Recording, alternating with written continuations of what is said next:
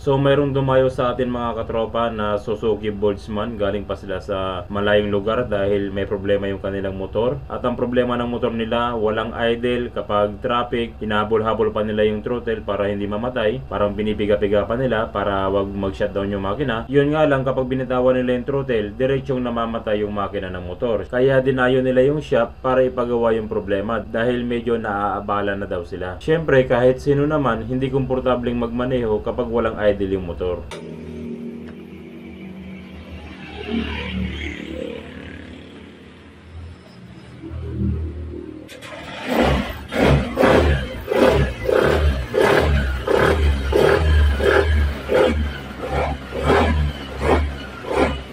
Okay naman yung kanyang andar, walang problema, hindi palyado at nag-RPM naman. Pero kapag binitawan mo yung throttle, hindi mag-idle yung makina at diretsong mamamatay. Subukan ulit natin.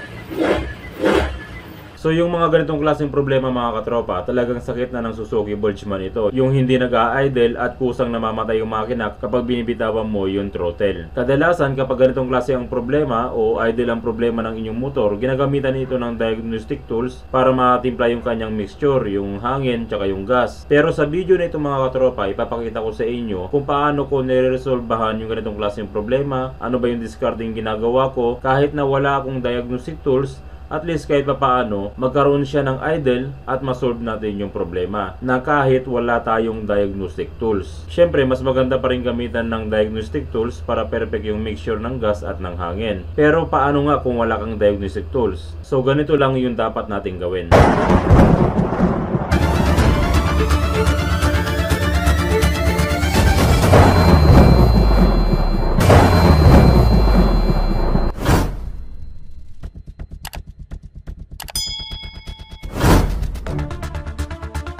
Mga katropa, kung gusto nyo magpagawa sa akin ng personal sa pagwawiring, pwede nyo akong sadyain sa aming shop dun sa Kibaol. Kung galing kayo sa bayan ng Lingayen, hanapin nyo lang yung CSI Lingayen, diretsuhin nyo lang yon hanggang makita nyo yung tulay ng bahay.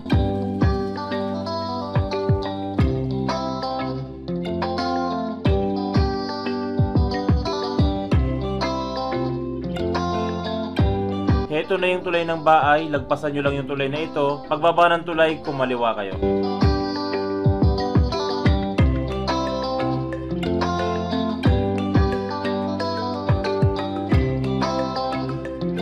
Pagkatapos natin kumaliwa, dumiretso lang tayo hanggang madaanan natin yung dalawang tulay.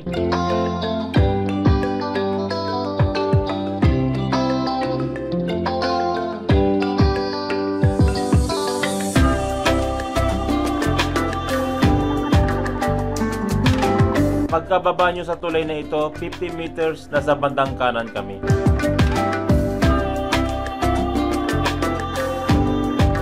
At heto na nga mga katropa yung ating munting shop. Maraming salamat mga katropa sa walang sawang pagsuporta at pagtitiwala sa amin sa inyong mga motor. So para ma-solve natin yung problema at magawa natin yung idle ng motor ni boss, ang una natin gagawin mga katropa ay tatanggalin natin yung pinaka U-box o yung pinaka buong compartment ng motor. So ang gagawin natin dito, aalisin natin yung mga tornilyo. Itong isang tornilyo na to, aalisin natin. Ito pang isa, aalisin natin. At ang tornilyo, yung G's, yung dalawang to, aalisin natin yan. At yung nasa gitna, tatanggalin natin yung tornilyo na yan. So heto na mga katropa, naalis na natin yung buong upuan ng motor. At dito sa kanyang throttle body, meron tayong gagalawin dito. Hahanapin natin dito o gagalawin natin dito yung ISC o yung tinatawag nilang Idle Speed Control. Yung ISC, makikita natin ito sa mismong throttle body ng ating motor. So dito sa ating throttle body, hanapin nyo lamang yung sensor na ito. Heto mismo yung ating ISC sensor. So heto yung nagiging problema ng Suzuki Boltzmann kung bakit walang idle or namamatay siya kapag binitawan yung ating gasolina dahil wala na sa tamang timing yung ating ISC. Kaya ang gagawin natin, aalisin natin yung ISC sensor para mai-timing natin yung ISC valve.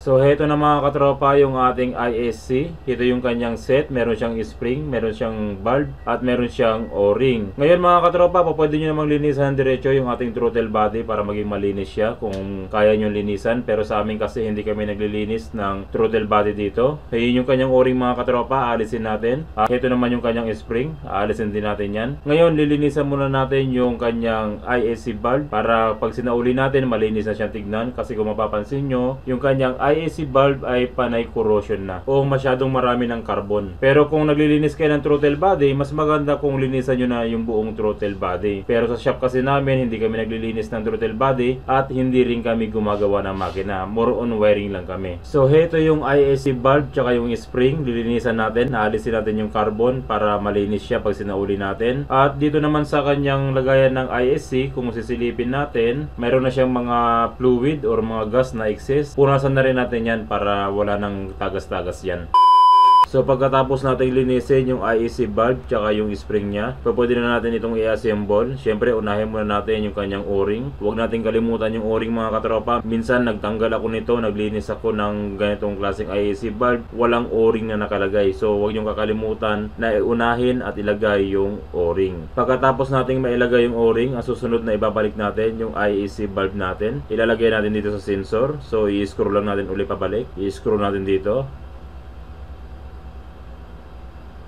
Pagkatapos nating mailagay yung ISC bulb natin, ang susunod yung spring naman ang ilalagay natin. So sa spring mga katropa, dapat pag nilagay nyo to, ikot-ikutin nyo, dapat hindi siya mahigpit. Pag mahigpit siya, hanapin nyo yung kabilang side, ilagay nyo yung kabilang side, baliktarin nyo, dapat hindi mahigpit yung spring. Or dapat naiikot nyo yung spring doon sa ISC bulb. So pagkatapos nating mailagay yung ISC bulb natin dito sa ating sensor, ang susunod naman na gagawin natin ay yung timing ng ISC bulb. Ngayon mga katropa, pag-usapang timing sa ISC bulb natin, kadalasan ang standard na pagta-timing nito ay ginagamitan ito ng diagnostic tools para makuha yung perfect timing. Pero kapag wala kang diagnostic tools, mayroon namang ibang paraan para mai-timing natin yung ISC bulb. Yung unang paraan at kadalasan na ginagawa ng iba kapag walang diagnostic tools na gamit ay binibilang na lang yung ikot. So paano ba gawin yun? Halimbawa, heto yung ating ISC bulb. Ngayon, itong ating ISC bulb, ang gagawin natin dyan, isasagad natin yung screw niya hanggang dito sa pinakasagad sa dulo, pero huwag nyo masyadong higpitan. Basta pag naramdaman nyo ng sumagad hanggang dito sa pinakadulo, huwag nyo nang piliting i-screw ng pahigpit. So dalawang klaseng ikot ang meron tayo dito. Meron tinatawag na full turn at meron tinatawag na half turn. Ang ibig sabihin ng full turn, halimbawa ito yung tapat o marking ng ating ISC bulb, ito, iikot mo siya ng 360 degree at babalik siya sa dating pwesto. Yun yung full turn. So kapag full turn yung ginamit natin mga katropa, minsan meron tayong 3 hanggang 6 na ikot para makuha natin yung timing. Kakapain natin siya doon. So umpisahan nyo muna sa 3 ikot. Halimbawa, 3 ikot nyo na full turn. Sasalpak nyo yung IC sa throttle body, paanda rin. Kung hindi magandang minor, hugutin nyo uli. Tapos kung kanina 3, ngayon gawin yung 4, salpak. Pag hindi pa rin maganda, hugot. Tapos gawin yung 5 ikot. So kapakapain nyo doon hanggang sa yung iba, inabot ng 8 ikot hanggang makuha yung ating timing. Tsaga-tsagaan lang sa pagka-timing kasi wala naman tayong diagnostic tools eh. Yung isa pang paraan ng iba ay half turn o kalahating ikot lang. Halimbawa, ito yung marking mo, iikot mo yung ating ICS bulb ng kalahati lang. Parang ganyan, 2, 3, 4, 5, 6 at salpak. Tapos pag hindi pa rin nag-idle ng maayos, hugot hanggang gawin mong 7 or 8 at minsan 12. Inabot sila ng 12 na half turn. So yun yung ginagawa ng iba para makuha yung magandang timing ng idle ng Boltzmann. Yun nga lang mga katropa, sa ganitong diskarte, syempre baklas kabit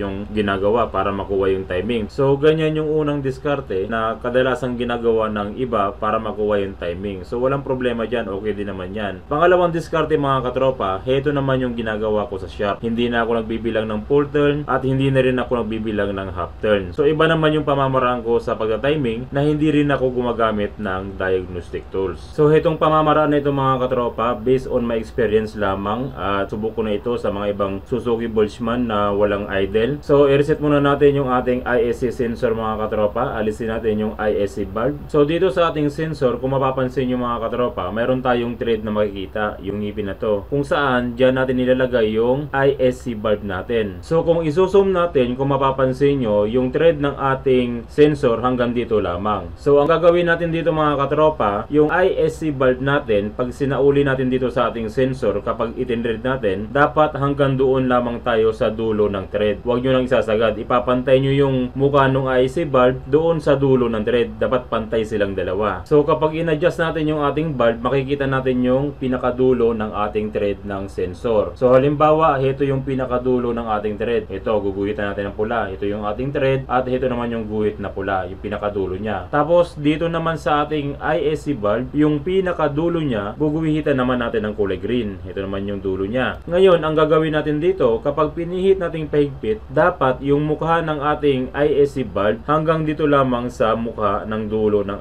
ating thread. Maglalapat silang dalawa, pantay dapat yan. Ganito yung kanyang itsura. So pagkatapos nating maipantay yung mukha ng ating ISC bulb doon sa pinakadulo ng ating thread, pwede na nating isauli yung ating spring. Ganun pa rin mga katropa, dapat maluwag o umiikot yung pagkakasauli natin ng spring dito sa ating bulb. Ang susunod na gagawin natin mga katropa, dapat yung sensor natin, ipopwesto natin ng ganito, yung nakatayo siya. At dapat hindi siya nakatagilid. Hindi siya nakatagilid sa kaliwa at hindi rin siya nakatagilid sa kanan. Dapat ile-level nyo yung kanyang tayo, yung pantay na pantay. So pagkatapos nating masiguro na pantay na yung kanyang tayo, ang susunod na gagawin natin, isususi natin yung susian natin. So kapag sinusi natin yung susian natin, automatic yung ating ISC bulb, iikot siya kapag sinusi natin yung ating susian. So iikot yung ating ISC bulb, tapos titigil siya. Pagkatapos tumigil yung ating ISC bulb, papatayin natin uli yung susian, tapos i-on uli natin. So 5 times natin itong gagawin. 5 times natin i-on at 5 times din natin papatayin. So ang ibig sabihin, kapag 5 times natin i-on yung ating susian, 5 times din dapat na iikot yung ating ISC bulb. So subukan na natin i-timing mga katropa. I-on natin yung ating susian, dapat 5 beses natin siya paikot at 5 beses natin papatayin. So unang susi natin, iikot siya, titigil, papatayin natin. Una na yon, number 1 na yon. I-on natin. So pangalawang ikot na, pangalawang on na yon, patayin natin. Oops, medyo tumatabing yung ating hawak, i-level natin. So kailangan naka-level siya mga katropa para hindi mahirapan yung ating ISC bulb kapag umikot siya. So kanina pangalawa, ngayon i-on natin, pangatlong ikot na to, i-on natin. So pangatlong ikot na, titigil, patayin uli natin.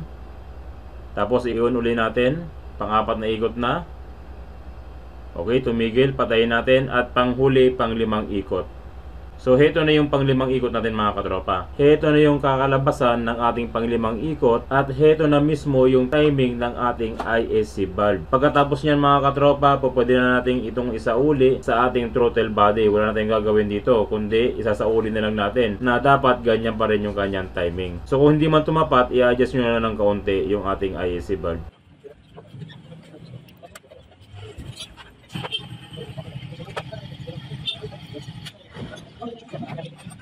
So yan na mga katropa, isauli na natin yung ISC sensor natin. Subukan na natin paandarin yung motor ni boss at tignan natin kung magkakaroon na siya ng minor.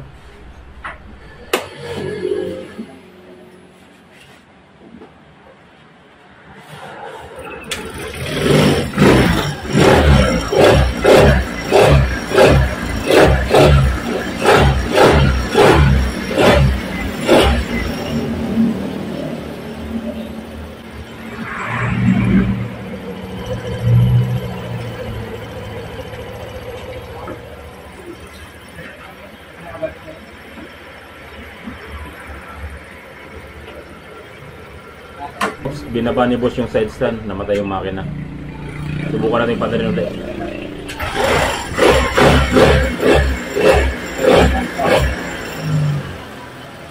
So okay na, nagkaroon na ng minor yung motor ni boss, nagkaroon na siya ng idle. Hindi katulad kanina nung dinala sa atin, kapag binitawan mo yung gasolina, namamatay yung kanyang makina. Ngayon nagkaroon na siya ng idle.